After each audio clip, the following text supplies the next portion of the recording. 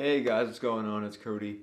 Sorry I haven't made a video in a while. I've actually been at college and haven't had the chance to make a drum cover in a while because I don't have my drums at college. But it's Thanksgiving break, so I do have a video coming out today as well. So I figured I'd make a drum gear video for you guys. Well, I know some of you have been asking for me to make a drum gear video about all the gear that I have. So this video will be just that. Sit back, relax, and enjoy the video, guys. Alright, ladies and gents, the snare. This snare drum is a 14-inch Ludwig. I am rocking an Evans UV1 for the batter with a remote control ring right there. And then on the rezo, we have an Evans snare side Hazy 300. Now this is an amazing rezo and batter combination. I love the sound it produces, so I definitely recommend going with this setup, guys. Outstanding. Alrighty, so for my rack tom, I have a Premier Artisan Maple 12x8 high tom. On the batter side of the head, I am rocking the Evans Hydraulic Red. I have these in all of my toms, as you can see, but I'll get to that. Just wait, I'll get to that. For the rezo, an Evans G1. So for my first floor tom, which isn't actually a floor tom, mind you, it's just a rack tom mounted on a snare stand right there. But anyway, this is also a Premier Artisan Maple. It is a 13x9, and it is also rocking the Evans Hydraulic Red batter with an Evans Clear G1 as the rezo. Time for the big man. This is the 16x14 floor tom. This man is very, very, very nice. One of my favorite drums besides the whoop, whoop, whoop. Anyway, this guy is very, very nice. Same thing as the other tom, same deal. You know, you got the batter, which is the red hydraulic, and then on the rezo, we have a G1. So, same deal. All right. Alrighty, boys and girls, we got the bass drum. This is a 22-inch by X. I'm not sure the depth, but it's 22 inches. You know, standard size for a bass drum. And on the front, we are just rocking an EMAD rezo head. It has a nice little hole right there, you can see, for my mic. And then on the batter side, we have an EMAD 2 on the batter side.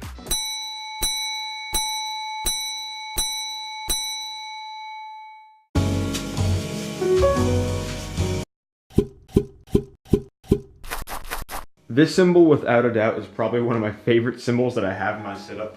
Mainly just because of the buttery sound you get when you hit it. It just feels so smooth and so crisp, and after like a nice sexy little fill that you got going on, you just smack this thing and it's just like, wow, I felt that, you know?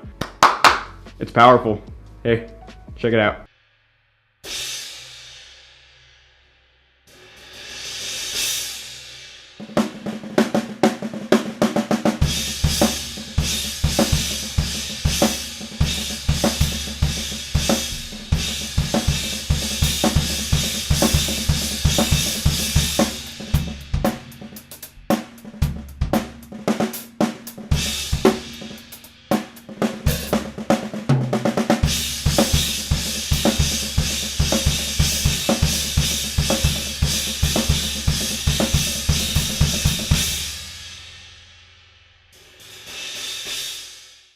So this cymbal, as you can see, it's pretty shiny. Really like this cymbal. It's a really good riding cymbal, so you know when you have a nice little chorus going on, it's nice to ride it. And it's just all around a good cymbal. It makes your drum set look amazing to people that don't drum just because it's shiny. Check it out for yourself, guys. I mean, this thing is insane. It just sounds awesome, and yeah, here you go. Take a listen.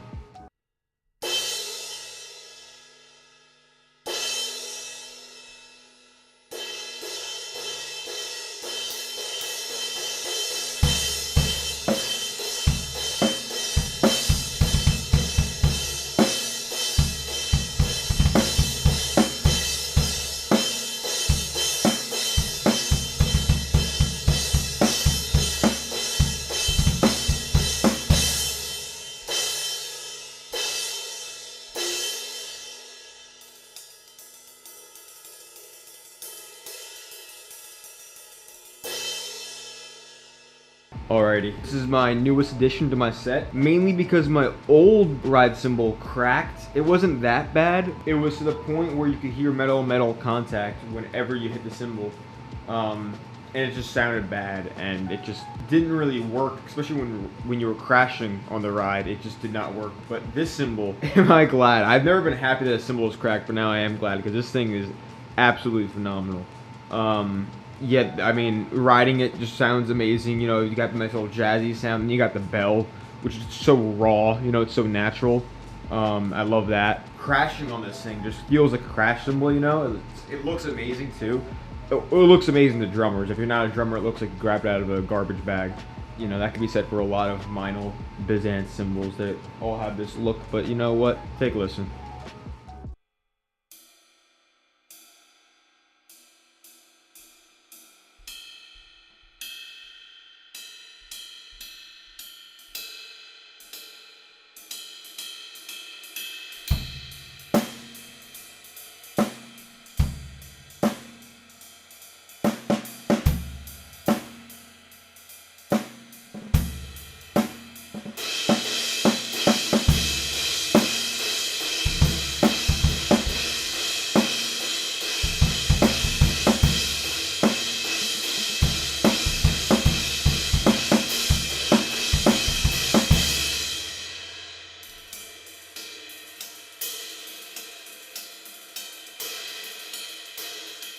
This one is something else. This one really, it hits you in the feels whenever you're playing it, you know, it just, you get the emotion from it. This is such a powerful cymbal. The 18-inch extra dry china. You can get so groovy with this thing, even when it doesn't belong in a song. You can add it to a song and it just, you know, you're listening, you're like, why did you add that? But then also, again, thank you for adding that. Especially like when you have like a snare part, you know, and like you're about to like hit a snare and you just hit the snare and this cymbal at the same time and you get this like that, like, you know, that sound, you know what I'm talking about, just that powerful little like if you guys don't have a china, even I was rocking an Aquarian. I know it's a drum head brand, but I don't know why I have it. Actually, one second, got her here for you guys. Here it is. I don't know why they have this thing. I was rocking this for a while back in the day. I recommend it. Hear what it sounds like. Here you go.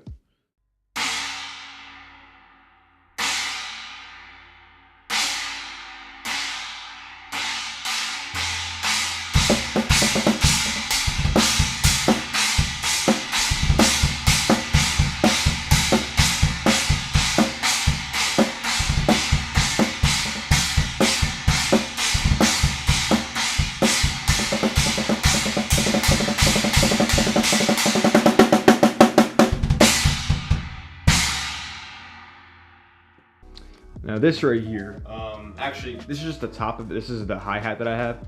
Here, let me get the bottom real quick. I'll get it for you guys. Alrighty, so this is the pair of hi-hats. These things are just so clean, you know, you play them, they just sound so clean and just so crisp. You know what? Take a listen right here. Okay, ready guys?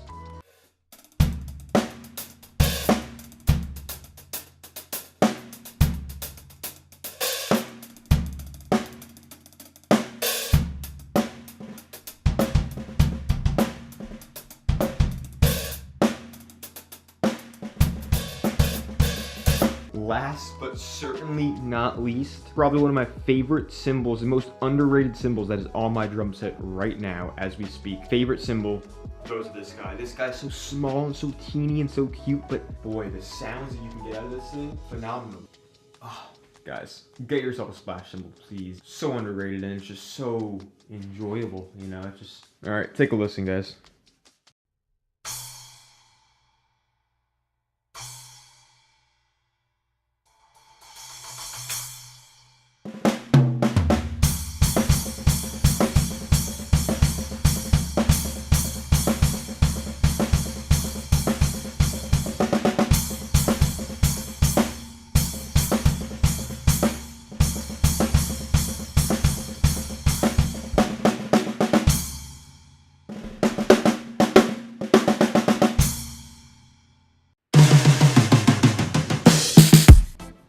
Alrighty, first things first, we got the bass drum pedals and the hi-hat stand. Yeah, these are the Iron Cobras, both the double bass drum pedal that I have and the hi-hat are Iron Cobra. I'm a big Tama fanboy. The beater is just the regular stock Tama Iron Cobra beaters. Very, very nice. You can flip them around and get a more punchy sound. Oh, hey guys. Hi-hat, yeah, of course, Iron Cobra again, like I said. Very nice hi-hat stand. There's the hi-hats. You guys heard what they sound like. They're pretty nice, right? Yeah. Alrighty, so this is my rack tom kind of setup that I got going on here. Hold me, if I go around here. So this is a DW, I believe 9000, is that what they call it? DW 9000 kind of dual arm setup. I used to have dual toms, you know, as you can see, that tom like I went over before, that's actually a rack tom, but I have it converted kind of to a floor tom. It was on this as well, but I couldn't really get down, I couldn't really get behind that setup, so I kind of converted into a single tom. It's kind of wasting it, but you know. Next up is my ride stand. This is a Ludwig Atlas. I do not have a top felt on my ride cymbal just because I like to crash a lot, and I don't like it kind of being restricted, you know, when I'm crashing a lot because this thing moves a lot. The next cymbal stand we got, I believe this is the Tama. I don't know, this is an old cymbal stand, but gets the job done. It's double brace though. Double brace is pretty much what you want, you know. Very durable, not really move around that much. It's very nice. Right here is a Gibraltar stand for my China, and Gibraltar loves having their cymbal stands be really weirdly named. If you know any Gibraltar cymbal stands, they always have weird names. But yeah, it's just a straight. There's no extension arm like with this one. There's like an extension arm. There's no extension arm. It's just straight up, which is the way I like my Chinas. One quick thing I forgot to mention, this DW 9000 double tom arm stand actually comes with a little holder right there. See that little holder? Holds my little cymbal arm. Now this cymbal arm did not come with the stand, unfortunately. This cymbal arm was from a past cymbal stand. It was a really crappy old cymbal stand, but it fits in perfectly with this dual tom arm. So if you have a cymbal stand or just if you have another arm for a cymbal, this thing is actually amazing. It's just a hold. It's a 3-in-1, you know, it's 2 toms, 1 cymbal. And then actually on the cymbal stand, I have a Gibraltar kind of little doohickey right here that branches off into a splash. So my splash is connected. So I basically could have 4 things on this, you know. I could have 2 toms, 1 cymbal, and then my splash right here. You can also mount, you know, of course, another one of these things below, above or below, and you can get a lot of different cymbals on one thing, but me, I only have 3 things mounted right now onto one stand. So I have 3 feet on the ground and 3 items, so. Alright, so this right here, ladies and gentlemen, is the Sennheiser E602. This microphone is for my bass drum, very low frequency microphone, and I point it towards my beater head, so it goes through my little bass drum porthole and the EMAD Rezo head. Sennheiser E602, very nice. So these are my Sennheiser E604. Yeah, but these are for my toms. I have these on each tom, so my high tom, my mid tom, and my floor tom, or my 1 rack tom, my 2 floor toms. Of course, they clip on, as you can see right here, they clip on to the actual drum. Makes it very handy, so you don't have to buy more mic stands, because believe it or not, mic stands are actually pretty expensive. I don't know why, but you know, it's the way it is. People gotta make a living, I guess, somehow. They sound absolutely amazing, and I haven't used anything yet that sounded any better. So, yep, these are my tom mics. Next. All right, so this right here, this is my Shure SM57. Basically, every single drummer that you will see that has a mic'd up kit will have this bad boy on his snare, and for good reason. This thing sounds amazing on his snare. It picks up all the little clicks and clangs that you want in a snare. It's just absolutely amazing. This unfortunately does not come with a clip like the E602s. I mean the E604s, sorry. But that did not deter me from buying this thing. This thing is absolutely amazing.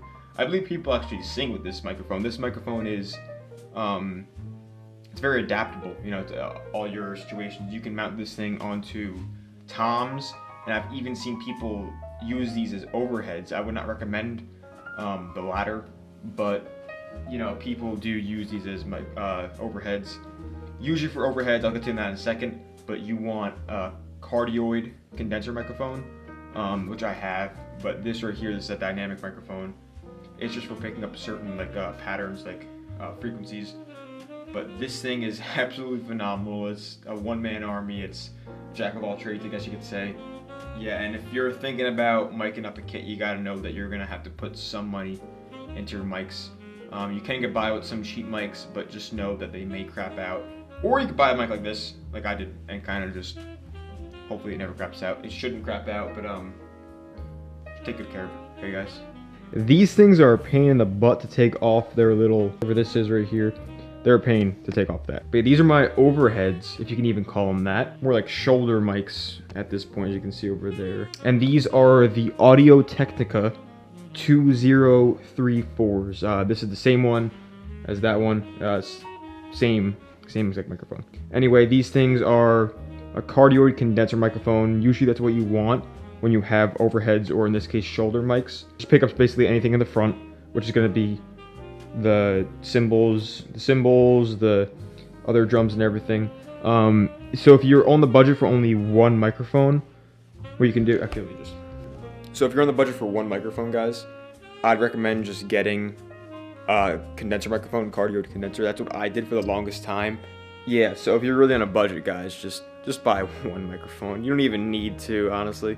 Alrighty, now this right here, this is my audio interface. All my microphones that I have come right in to this guy. It says 2 XLR inputs in the front, and then 6 in the back, totaling 8. So I have the Focusrite Scarlett 18i20. That's what it's called. Actually, right here, you can see it right here. But yeah, this plugs directly. This is just a USB right into my laptop. And then I can basically kind of, I guess, record all my drums. So I did a drum cover this weekend, which I'll be posting soon. And that actually was all recorded on my laptop right here, which is really cool. Oh, also my little starter shirt right here, you know, gotta represent.